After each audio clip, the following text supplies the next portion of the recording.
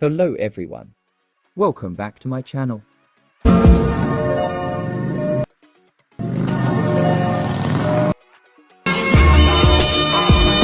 Let's start. To do this trend, you need Capcut application. Now click on the link given in the description. After clicking the link, you will be directed to this page. If you are from India, you have to use VPN to make this work. Now click on Use Template in Capcut. Now click on Use Template and add your 61 photos.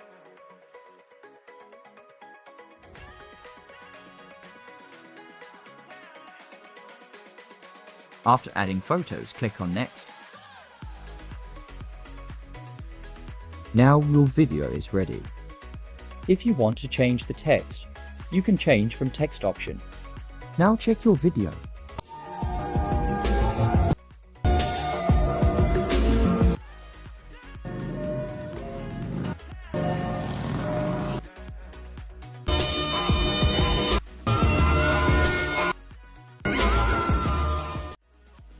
Now click on Export and then click on Export without watermark.